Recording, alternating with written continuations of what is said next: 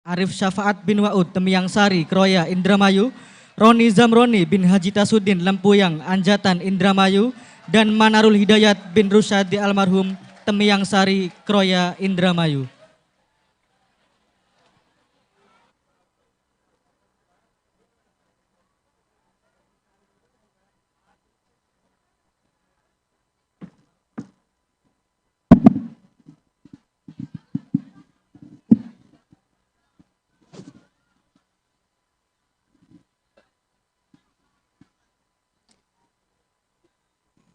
Bismillahirrahmanirrahim.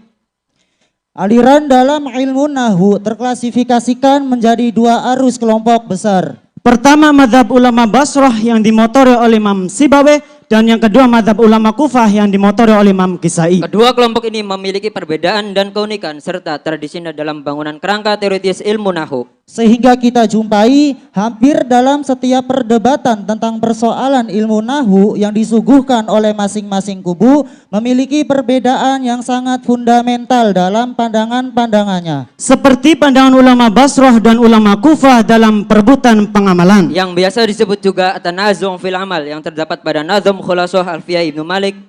Yang dikarang oleh Syekh Muhammad bin Abdillah bin Malik al-Andalusi dalam bab at-tanazu' fil amal yang berbunyi Inamilani ketadaya fi semin amal qablu falil wahidi minhumal amal wathani awla inda ahlil basarah wakhtara aksan hoy ruhum da usarah in amilan iktadaya fismin amal qablu falil wahidi minhumal amal.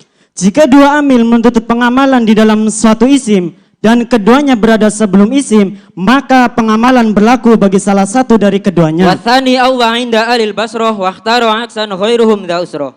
amil yang kedua lebih utama beramal menurut ulama Basroh. Selain mereka yang mempunyai golongan kuat yakni ulama Kufah memilih sebaliknya, yakni amil yang pertama lebih utama beramal.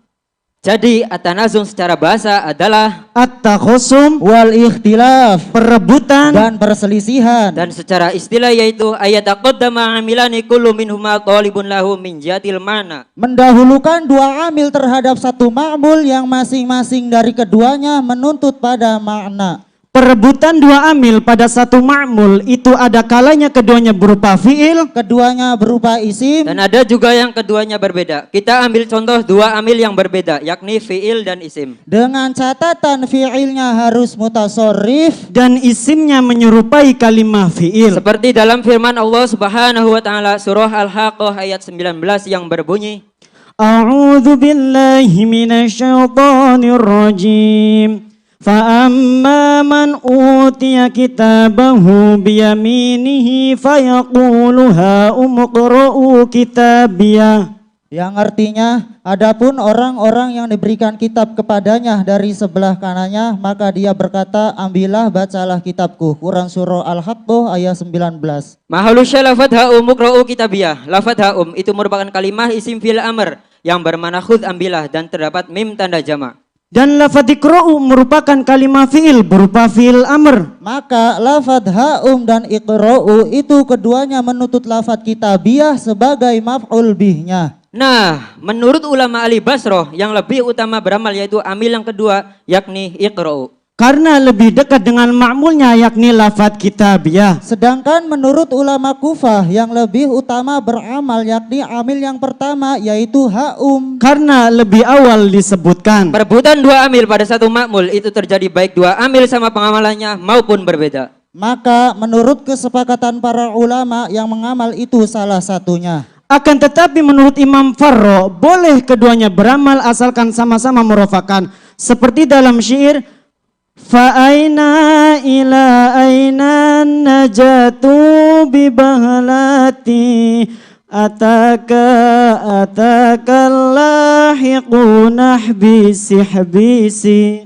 Menurut Imam Farro, lafad ataka dan ataka itu keduanya mengamal merofakan pada lafad al-lahikun selaku fa'ilnya.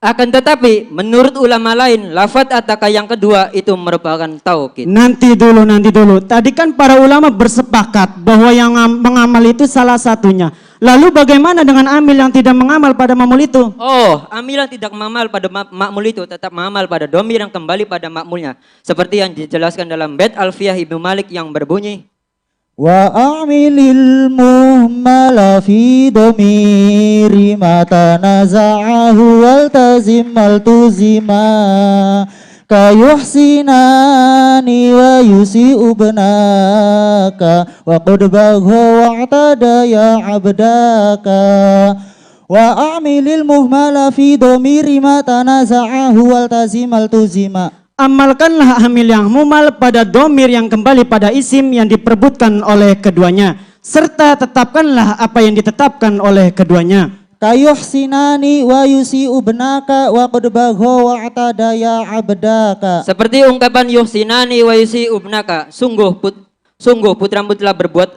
kebaikan dan kejelekan, dan ungkapan qad bagha wa atada ya abdaka, sungguh kedua putramu telah berbuat aniaya dan melewati batas. Pada bait ini terdapat dua contoh. Contoh pertama itu mencontohkan pengamalan amil yang kedua sebagaimana menurut ulama Basroh, yaitu ungkapan yuhsinani wa yusi'u benaka. Lafadz yusinani dan lafadz yusi'u keduanya menuntut lafadz ibnaka sebagai fa'ilnya. Maka yang beramal itu amil yang kedua yakni lafadz yusi'u. Dan amil yang pertama yakni yuhsinani itu merupakan amil yang muhmal yang mengamal pada domir baris berupa alif tasnya yang kembali pada makmulnya yakni lafadz ibnaka.